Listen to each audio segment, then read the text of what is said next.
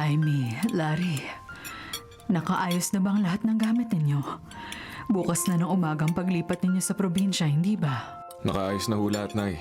Naipadala na rin namin ang ilang muebles at gamit sa lilipatan namin bahay nung 1 linggo pa.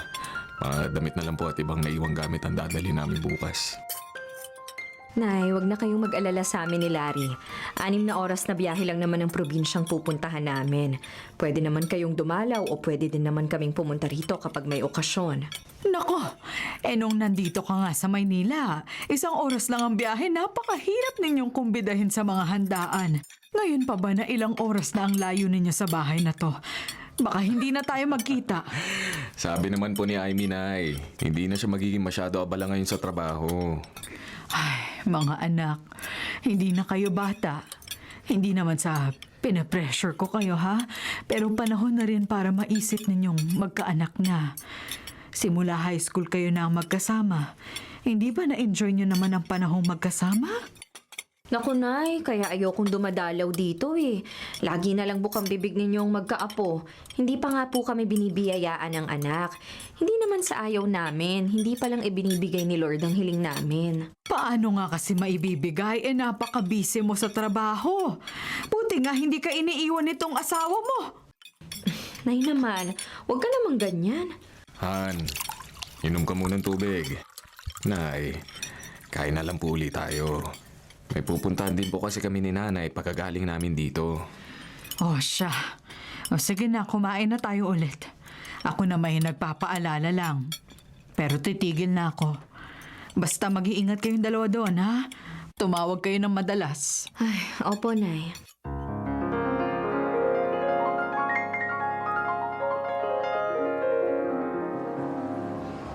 Oh, Gino, kanina ka pa. Si Amy nag-shopping na. Sabi ko dito muna ako at magkikita tayo dito sa food court. Teka, si Melly, nasaan na? Akala ko isasama mo. Oh, padala ni Melly para sa inyo ni Amy. Mga instant ramen at kung ano-anong pagkain na dito lang daw nabibili sa Maynila. Sabi ng asawa ko. Ay, naku, salamat naman. Nagabala pa kayo. Nasaan nga pala si Melly? Nako, ayun. Iniwan ko sa bahay. Nagtampon na naman. Hinayaan ko na lang. Naiinis ako eh. Laging may sumpong. Ginagamit masyado ang pagiging buntis niya para gumawa ng issue. Ay, nako pare. Ganyan lang naman lagi mo sinasabi pero kapag tinawagan ka naman, ang bilis mo umuwi. Siyempre, mahal ko naman ang misis ko. At unang anak namin to, kaya gagawin ko lahat para sa kanila. Ay, kaso minsan napapaisip ako kung ready na ba talaga ako. Alam mo yun? Paano kung hindi pala talaga ako mabuting asawa? At hindi ko naman pala talaga nabibigyan gusto at kailangan ni Melly. Paano ako magiging mabuting ama? Nako, ako pa ang pinagsabihan mo niyan. Ako nga insecure sa buhay at wala pa experience sa pagiging tatay or soon-to-be tatay. Larry, sure ka na ba talaga na hindi ka na magtatrabaho? Bata ka pa naman, kaya mo pa. Sa ngayon, wala muna. Gusto ko muna suportahan si Amy sa lahat ng plano namin dalawa sa buhay. Isa pa, nahirapan kami magkaanak dahil sa chronic stress ko sa trabaho noon. Alam mo na, mababa ang sperm count ko. Kaya ako talaga ang dapat na magsakripisyo. Alam ko naman yon. Kaso minsan napapaisip lang ako kung hanggang kailan ka magkasakripisyo. Sabi mo kanina, insecure ka sa buhay. Hindi ba mas nakaka-insecure kapag umaasa lang sa asawa? Ay nako, kapag nagkaanak na kami, magnegosyo na nga lang daw ako, sabi ni Amy. Pero sa ngayon wala pa sa plano namin. One step at a time lang muna. Ang pagbuo ng pamilya talaga ang priority namin sa ngayon. Ay, hanga rin ako sa dedication mo at sa paglunok ng pride mo bilang lalaking dapat sana'y breadwinner. Nanghihinayang din naman ako minsan sa mga oportunidad na pinalampas ko. Pero kapag nakikita ko ang asawa ko na nakatingin sa kawalan, bumabalik ako sa realidad na ako ang dahilan kung bakit hindi kami makumpleto bilang isang pamilya. Basta tumawag ka lang kapag may kailangan kayo dun sa probinsya. Pwede naman namin ipadala via courier. Siya, sige, basta pare. Kapag nakapag-adjust na kami ni Amy dun sa bagong bahay, dalawin niyo naman kami ni Melly, ha? Oo naman. Ay, tumatawag ng asawa ko. Uwi na ako. Ingat kayo sa biyahe, ha? Ingat din pag-uwi. Salamat nga pala dito sa bigay ninyo mga pagkain. Malaking tulong.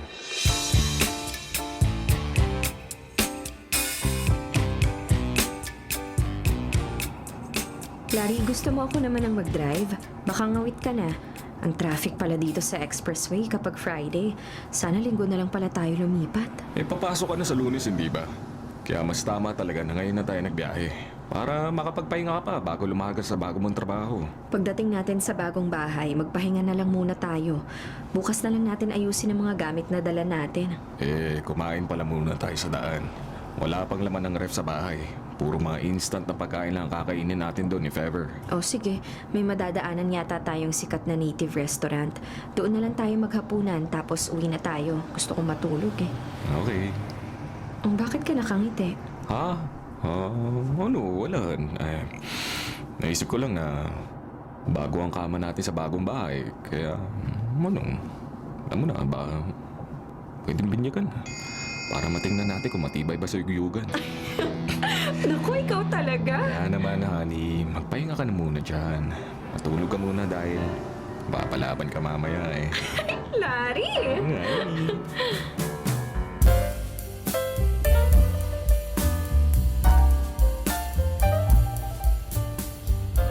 Hi! Magandang umaga po. Magandang umaga rin naman. Kayo pala yung bagong lipat na sa kabilang bahay. Opo, ako po si Larry. Ito naman ang asawa ko, si Amy. Magandang umaga po. Ako naman si Ingo. Tata Ingo na lang itawag niyo sa akin. Mukhang marami kayong hinahakot Kailangan niyo ba ng tulong? Ay, naku, hindi na po. Maraming salamat po doon. Kapag may kailangan kayo, magsabi lang kayo, ha? Ay, salamat po. Han, tingnan mo. May dalawang rocking chair sa porch ng bahay ni Tata Ingo. Gusto mo, maglagay din tayo? Sige, maglagay din tayo dito o kahit hindi rocking chair. Swing na lang yung pwedeng pagpahingahan kapag natapos kumain. Dalawang reclining chair pwede rin siguro, ano? Para sa asawa ni Tata Ingo ang isang upuan doon. Baka nga. Honey, bilisan mo na. Hilahin mo na yung mga maleta. Tara na sa loob para makarami. Makarami ng ano? Pakindat-kindat ka pa? Makarami ng paghapon. Ikaw talaga, ang aga-aga. Hindi ka pa ba nasiyahan kagabi? Siyempre, hindi. Kulang pa. Alam mo naman, kaya maya-maya ulit pagkakain na agahan. Tama, maglagay na nga tayo ng upuan dito sa may labas para pahingahan. Kung hindi, tuwing pagkakain, sa kwarto ang tuloy natin. Feeling ko talaga nasa honeymoon stage tayo. Baka dahil nasa bago tayong bahay, di ba? 10 taon na tayong kasal. Maka-honeymoon stage ka dyan. Oo naman, di ba? Ito yung buhatin mo! Ikaw talaga hinamon mo ako, honey. Kahit ilang taon pa tayong kasal, lagi pa rin tayo nasa honeymoon stage. Halika nga muna sa kwarto, mag-aagahan muna tayo.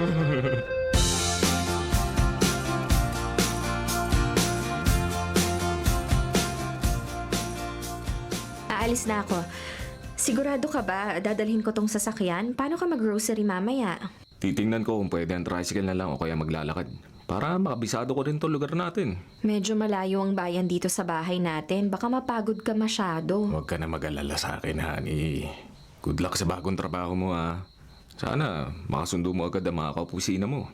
Ingat ka, Mama Amy.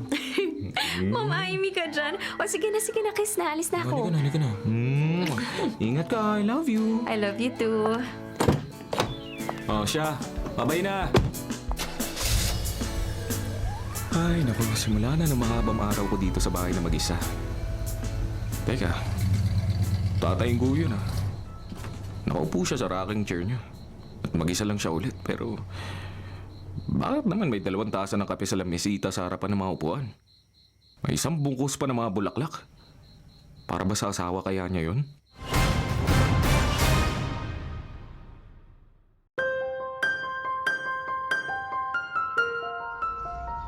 Larry! Magandang umaga! Mukhang lalabas ka. Good morning po, Tatay Ingo. Opo, mamimili po ng mga pagkain namin mag-asawa. 2 araw na puro noodles lang at tinapay ang kinakain namin eh. Nagyabala po kasi sa pag-aayos na itong bahay kaya ngayon pala ako bibili ng mga pagkain. Ay, may kalayuan ng grocery mula dito sa lugar natin kung lalakarin. Pero may dumada namang tricycle dito papunta ng bayan. Ay, teka, ikaw ba yung nag-almusal na? Halika muna dito at magkape. Meron din akong pandesal at matamis na bao. Ay naku, salamat po pero hindi pa nga po ako nagkakape. Tinanghali kami ng gising ni Mrs. kaya hindi na ako nakapag-almusal. Sige, teka. Ikukuha kita ng kape sa loob. Ito kasing kapeng nasa lamesita alay ko para sa namayaba kong asawa. Siya, sige po. Maupo ka muna. Dito na lang sa upuan ko. Hindi ko pinapaupuan ng tumba-tumba ni Rosa. Para sa asawa ko lang yan. Ikukuha rin kita ng monoblock sa loob. Naku, tulungan ko na po kayo. Kung pwede pa akong pumasok sa loob para hindi na kayo maabala masyado. Sige. Halika para makita mo rin ang loob ng tahanan na pinagsaluhan namin ng mahal kong si Rosa.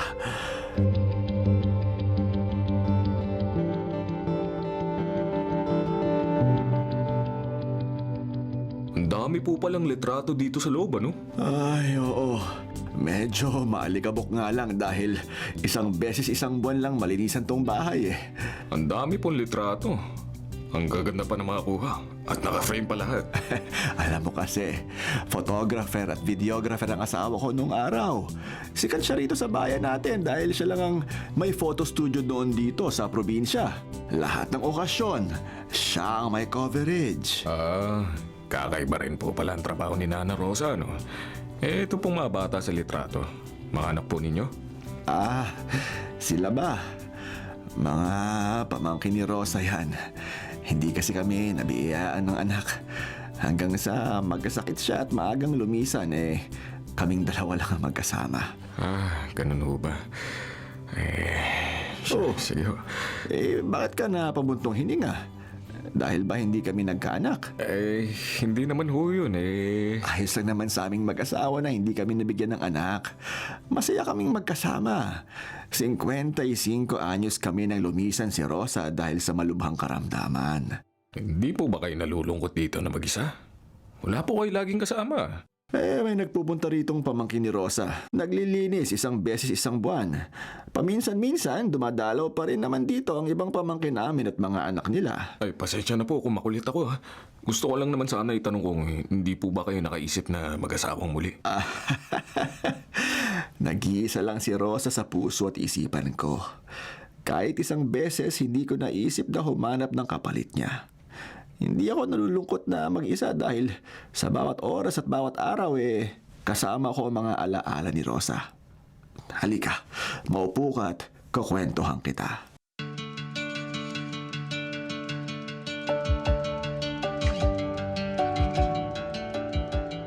Rosa, mahal! Kakain na! Nagluto ko nitong paborito mo, sinigang na hipon. Salamat, mahal. Kaya ako nanabae. Ang sarap lagi ng mga luto mo. Paborito ko palagi inihahain mo. Aba, syempre naman. Para sa reyna ko, lahat ng masarap, ihahain ko. Puna, para makakain ka na. Ay, teka. Kukuha kita ng hugasan ng kamay. Napakaswerte ko talaga sa asawa ko. Maalaga na at napakasipag pa. Kahit nasa bahay lang ako, swerte ka pa rin sa akin. Aba, oo naman. Sino ba ang hindi sa swertehin na lahat na lang ng bagay nakadulog na lang sa akin? Daig ko pa ang reyna na inaasikaso ng gwapong hari. Wala kasing pera ang hari na pambayad sa mga sundalo o mayordoma. Kaya ang hari na lang lahat ng gumagawa para sa reyna niya. O maupo ka na rin dito. Titigman ko ng sabaw ng sinigang.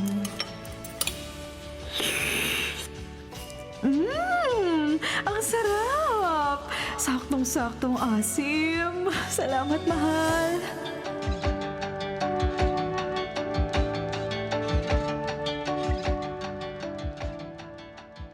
Larry? Nandito na ako. Wow, ang linis ng bahay. Mas maayos na ngayon kaysa kaninang umaga bago ako pumasok sa trabaho. Nakaayos na rin pati itong sofa. May mga unan na at na-display na rin yung mga angel figurine collections ko. Walang kaali-ali ka buka. Malinis na malinis pati ang sahig at mga muebles. Ay, ang sipag talaga ng asawa ko. Ano kayang pinagkakaabalahan niya sa kusina? Parang ang bango-bango naman ang niluluto niya. Ay, napakaswerte ko naman sa ganitong bahay. Ay, asa na kaya siya? Asa na ba si Larry? Honey, nandito na ako! Larry! Honey! Nasa na ba yun?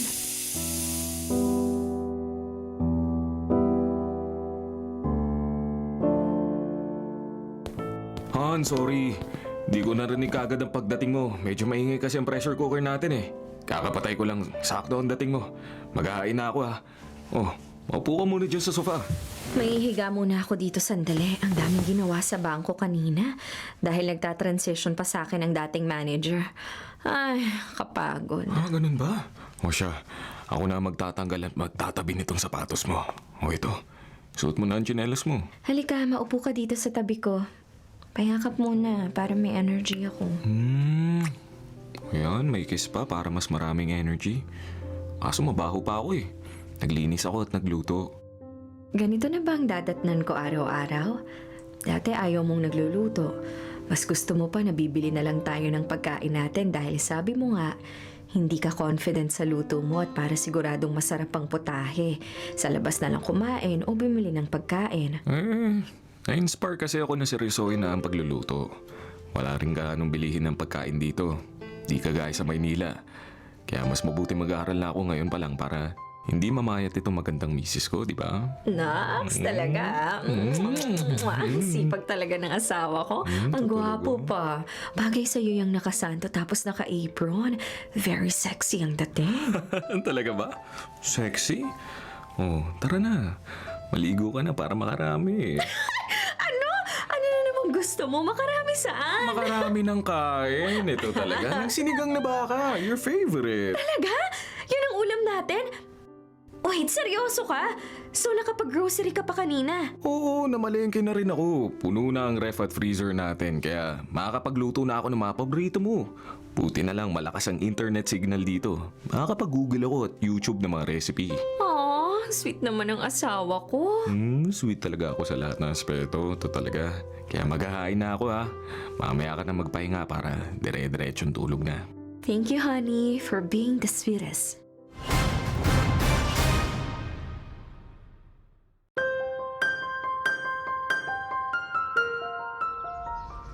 Tatay Go, good morning po. Ito ho, dinalan ko kayo ng sopas. Aba, nagluto ka ata ngayong umaga. Maaga po talaga akong gumising eh. Nabanggit kasi ni Mrs. kagabi na gusto niya na sopas. Ay, tama yan. Ibigay ang hilig ng misis. Sabi nga nila sa Ingles, happy wife, happy life. Tama nga naman ho. Naniniwala rin po ako dyan. Ay, maupo ka. Ipinaglabas na kita ng upuan. Salamat po ah. Lalapag ko na po dito sa lamesa sopas. Sige, dyan sa tabi ng bulaklak. Mang Ingo, araw-araw ho ba talaga kayo may alay na bulaklak? Oo, mahilig sa rosas ang asawa ko eh. Binibiro ko nga siya noon na pinangatawanan niya ang pangalan niya. Saan po pala ang bilihan ng bulaklak dito? Doon sa simbahan. Tuwing umaga nagsisimba ako, kaya nakakabili ako ng bulaklak. Ah, ganun ho pala. Malapit na po kasi ang Valentine's Day. Matagal-tagal na rin mula nung huli ko maabutan ng bulaklak si Amy. Paborito nga rin ho niya ang rosas. Alam niyo ho noon, hindi lang tuwing may okasyon ako nagbibigay ng bulaklak kay Amy.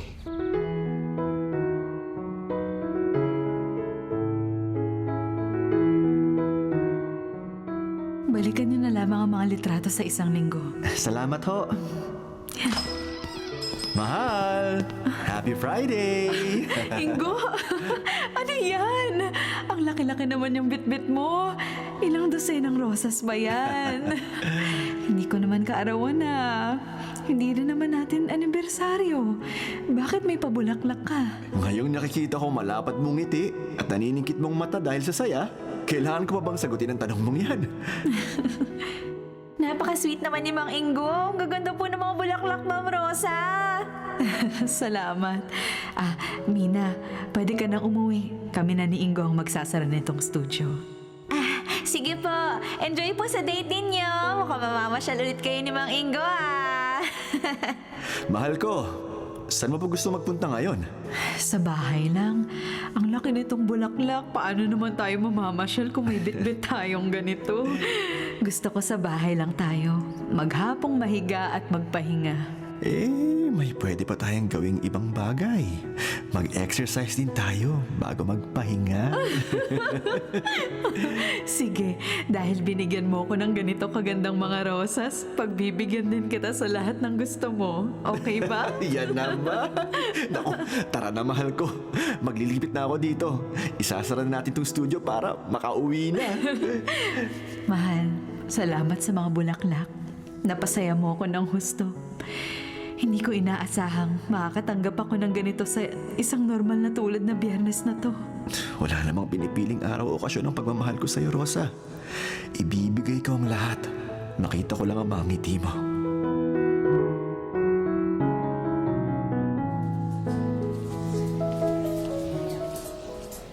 Ma'am Amy, mauna na po kami umuwi. Oo, uwi na kayo at wala namang masyado nang gagawin. 5:00 na rin naman pasado. Ay, ma'am. Saka po, may naghahanap po sa inyo. May lalaki po sa labas. Hindi po sinabi kung anong pangalan. Matangkad ba? Opo, maputi tsaka malaki yung katawan. Parang medyo kamukha ninyo, gwapo din. Kamukha ko ba? Kapatid po ba ninyo? Asawa ko. Sabi ko sa'yo baka asawa ni Ma'am Amy, may dalang bulaklak eh. Grabe, parang ang bata pa ng asawa ni ma'am. Pero bagay sila no? Magkamukha nga eh. Kaya akala ko magkapatid. Ganun daw yun, nagkakatuluyan daw talaga kapag magkamukha. Oh, let's go, ipapakilala ko kayo. Ay, sige po ma'am. Pasensya na. Akala ko talaga kapatid ninyo. Ikwento natin yan sa kanya mamaya. Siguradong matutuwa siyang malaman na magkamukha kami.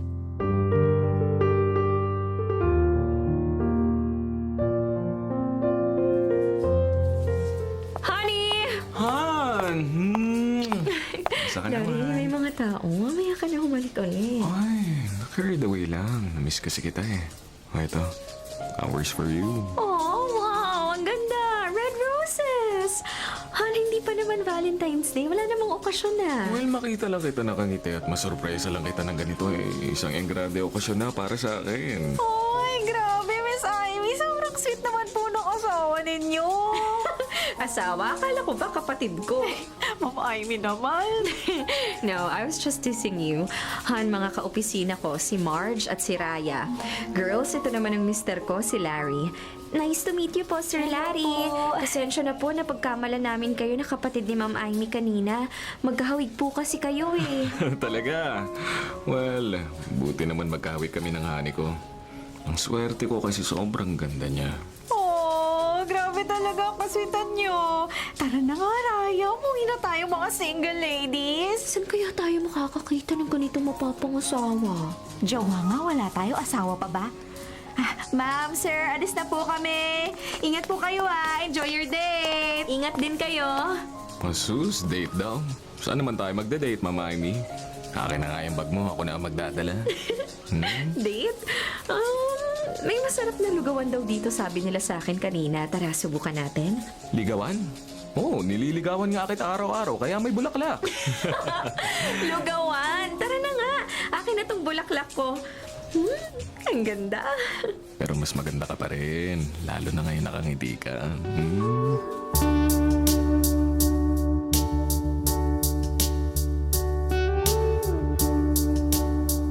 Ano palang ganap? Bakit bigla mo kong sinundo at may dala ka pang bulaklak? Napaisip tuloy ako kanina kung anniversary ba natin. Hindi naman kailangan ng okasyon para bigyan kita ng sorpresa at hindi rin kailangan ng dahilan para sunduin kita, di ba? Alam mo, napansin ko simula nang lumipat tayo rito, mas dumoble yung kaswitan mo. Ayaw mo ba? Siyempre gusto. Medyo naninibago lang ako, tsaka... Tsaka ano, Han? Baka kasi mapagod ka. Baka magsawa ka sa mga ginagawa mo. Alam mo namang hindi ako masyadong showy at hindi ko kayang tapatan lahat ng mga sorpresa mo. Pati ng pag-aasikaso mo. Amy, teka lang ihinto ko muna tong sasakyan para makapag-usap naman tayo.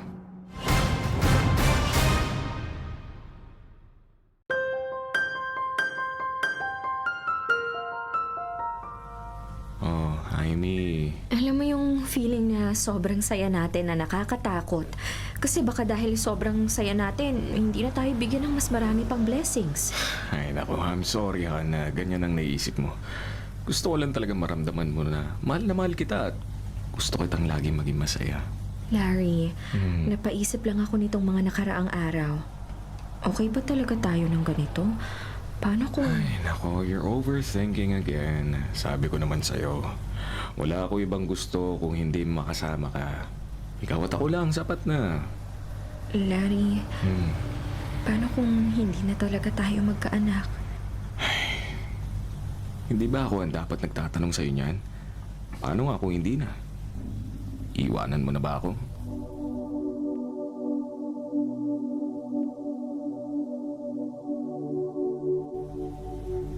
Ano? Anong iiwanan? Of course not! Ako nga ang nagtatanong sa'yo.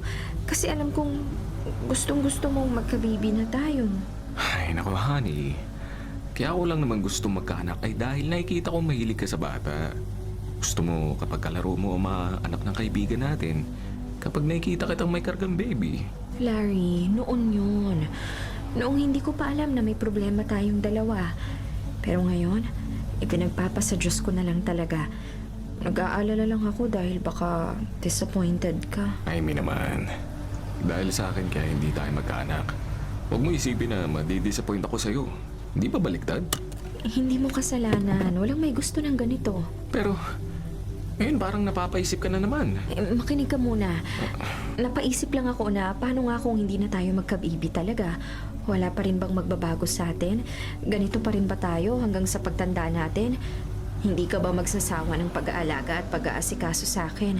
Paano kung bumalik ka na lang kaya sa trabaho mo para malibang ka? Para na... Ay, nako, Amy. Hindi ako magbabago. Hindi tayo magbabago dahil sa lahat ng pagkakataon, lagi ko pa rin pipiliin na makasama ka.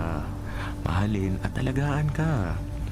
May anak man tayo o wala, mahal na mahal kita, Amy. Mahal na mahal din kita. Tara na ulit, nagugutom na ako. Palik nga muna. Basta walang iwanan, ha? Oo naman! Sabi nga nila, magkamukha na tayo. So forever and ever na talaga tayong magkasama.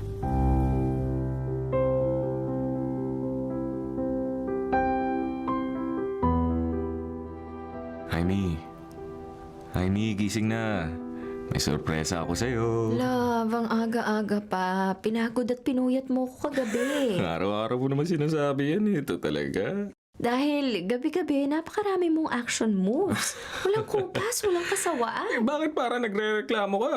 Di ba gusto mo rin naman? Oo nga, pero inaantok pa ako eh. Huwag mong alisin yung Ito kumot. talaga? Larry, ano ba? Mag-roll ka nga muna kasi may papakita ako sa yung sorpresa sa labas. Ay, hindi ka naman titigil hanggat hindi ako bumabangon eh. Oh, siya, oh. Happy Valentine's Day, honey ko. Sana magustuhan mo sorpresa ko.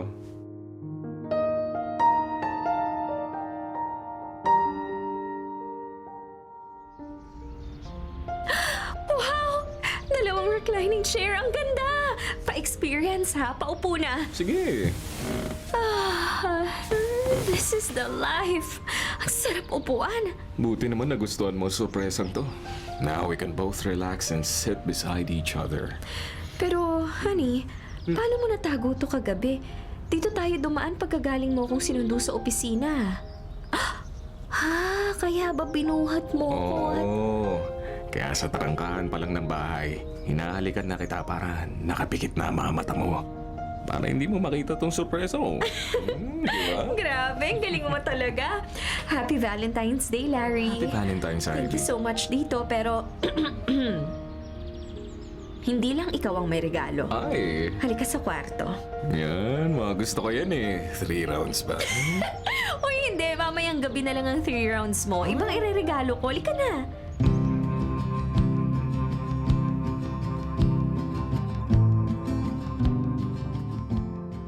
Oo, ano to? Bankbook, duh. Hindi mo ba nakikita? Oo nga, pero... Open it. Ay, mi naman. Buksan mo na. Oh, siya, sige na nga. Oh, Han. Ang laking pera nito ha. Paano mo naman nakuha? Naka-fully paid naman na natin tong bahay nang maibenta natin ang properties investment natin sa Manila. May financial freedom na tayo. Alam ko may sari-sarili tayong ipon, pero may natira pa sa pinagbentahan. Kaya ayan, use this money to do whatever you want na negosyo. Hindi ko pa alam kung anong gusto mo pero I'm sure you'll have it figured out. Ikaw pa ba? You're good in everything you set your heart to do. Oh, Han. Pero paano ang bahay? Paano naman kita maalagaan kung... Noong nagtatrabaho ka pa, wala namang nagbago. Sinusundo, hinahatid, sinasabayan mo pa rin akong kumain kahit busy ka. Sigurado naman, wala pa rin magbabago. Well, hindi lang siguro kasing linis ang bahay, pero we can always do that together naman, di ba? Happy Valentine's Day! Happy Valentine's Day, Amy. Tama ka nga. Lahat ng bagay pwede natin gawin na magkasama.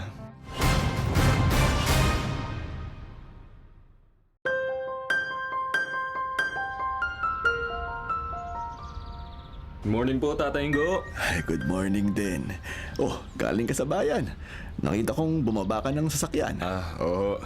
Hinatid ko si Mrs. sa bangko kung pinapasukan niya. Nagalmusal muna din kami sa bayan. Alam niyo na, araw ko ng mga puso eh. Oo nga. Ngayon ang araw ng mga puso. Kaya nang galing din ako ng sementeryo kanina. Oo nga ho pala, no? Tatay Ingo, pwede po ba ako magtanong? Kasi po baka makatulong kayong maliwanagan ang isip ko. Sige Larry. Ano ba yon? Kami po kasi ni Amy, hindi rin nung magkaanak. Mababa raw ho kasi ang sperm count ko. Kaya ang pasya namin mag-asawa noon tumigil muna ako sa pagtatrabaho para makapag-focus kami sa pagbuo ng baby. Kaso, ilang taon na nga rin po di pa rin kami nabibiyayaan ng anak. Anong tanong mo? Paano po ninyo natanggap na mag-asawa na wala kayong anak? May tatanong muna ako sa iyo bago ko sagutin ang tanong mo. Ano po yun? Sige ho. Bakit mo ba pinakasalan ng asawa mo?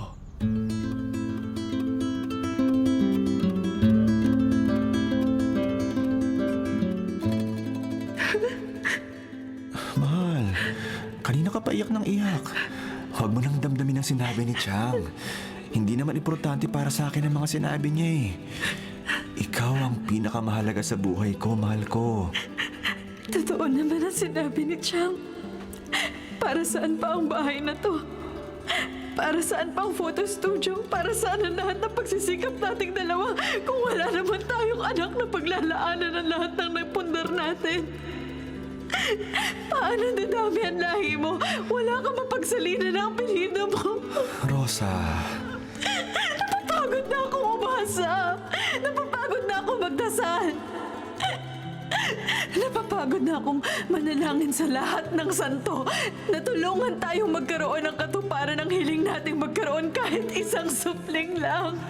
Rosa, ilang beses ko bang sasabihin sa iyo na hindi ko kailangan na magmamana ng apelyido ko? Ang mga naipundar nating dalawa, maaagnas din lahat ng ito.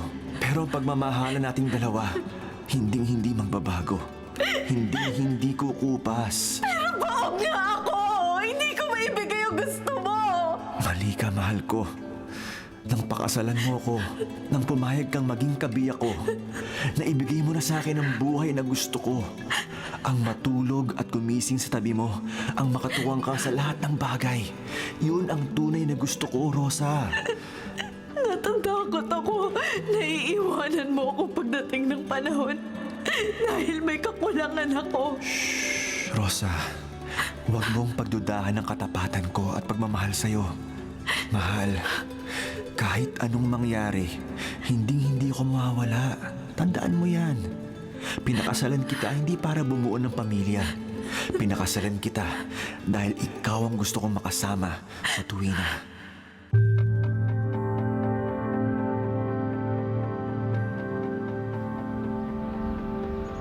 Pinakasalan ko si Amy dahil mahal na mahal ko siya. Siya ang kaligayahan ko. Siya ang dahilan ko para magsumikap sa buhay. Oh, nasagot mo na yung tanong mo. Iyan ang sagot. Oh? Hindi mo pinakasalan ang asawa mo para gumawa lang ng bata. Gusto mo siyang makasama at maging kabiyak. Ngayong hindi kayo mabiyayaan ng anak, ano naman ang problema doon? Magkasama pa rin naman kayong dalawa, hindi ba? Nalulungkot lang ako na hindi niya mararanasan mag-iisang ina ko. Kung ganon, iparanas mo sa kanya ang hindi naranasan ng ibang may anak na. Ano po yun? Ang magkaroon ng asawang deboto lang sa kaligayahan ng asawa niya. Lahat ng oras niyong dalawa mahalaga, kaya't huwag mong sayangin kahit isang segundo sa pag-iisip ng mga ganitong bagay. Maging masaya kayo sa kung anong tinakda ng Panginoon. Alam niya kung ano makakabuti sa mga likha niya. Maraming salamat po, Tatay Ingo.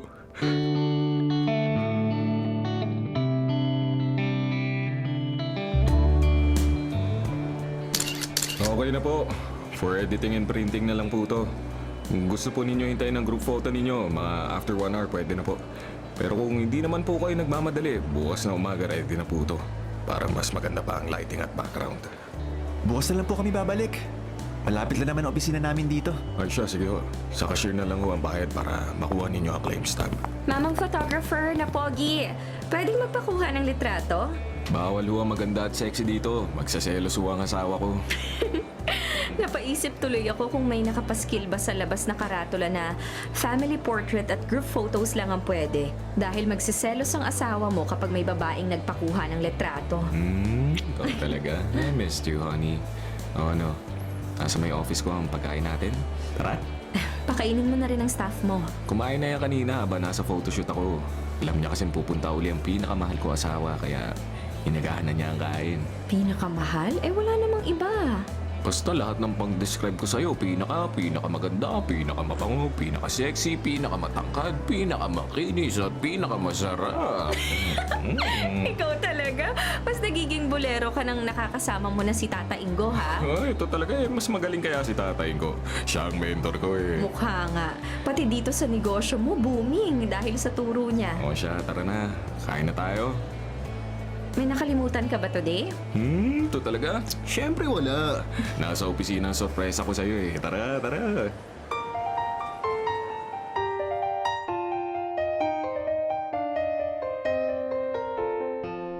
Happy Valentine's Day! Oh no, nagustuhan mo ba tong cake at flowers? Siyempre naman. Mas nagustuhan ko pa na may nakabalot na tig-1,000 dito sa mga tangkay ng red roses. Siyempre yan ang highlight. Oh no, tapos ka na bang kumain? Oo hindi ko bet yung pagkaing in-order mo. Ha? Eh, paborito mo yung sinigang na baka, di ba? Ayoko nga ng maasim kasi nangangasim yung sikmura ko eh. Eh, konti nga lang na kinain mo eh. Gusto ka pa bang ibang kainin? Bibiling ko. Oo, pero kunin mo muna yung regalo ko sa'yo nandyan sa bag. Oo siya, sige. Eh, ano ba hinahanap ko rito? Picture frame. Ito? Yes. Wala naman laman ah. Magpipicture ba tayo tapos ilalagay natin dito? Heto ang laman. Ilagay mo. Hoy! Natulala ka! Larry! Ultrasound photo yan. Kanina lang kinuha. Honey, huminga ka! Masyado ka bang na-shock? Hoy, Larry! Surprise! I'm 3 months pregnant! Amy! Honey, magiging daddy na ako! Magkakanak na tayo! Magkakanak na tayo! Nakakahilo yung pagbuhat at pag-ikot mo sa akin! Sorry talaga. Ano, may masakit ba sa'yo? May gusto ka ba? May papabili ka ba, ha? Oo, marami akong gusto. Kaya magpunas ka na ng luha mo at bilhan mo ako ng saging na pula at saka ng lugaw na may halong brownies. Agad-agad naman, pero teka lang ha. Payakap muna ulit, balik. I love you so much, asawa ko. Thank you talaga, Lord. Sobrang blessed natin. Hindi na natin hiniling pero binigay pa rin. I love you, Larry.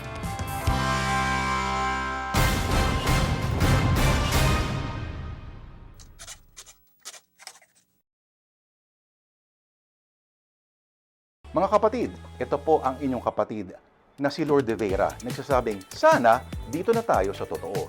Dito na tayo sa True FM. At sana po'y mag-subscribe kayo at mag-follow sa mga social media accounts po ng @TrueNetworkPH. Sa Facebook, Instagram, sa X, sa YouTube, sa TikTok, at sa mga podcasts. Sana po, dito na tayo sa totoo, mga katrupa.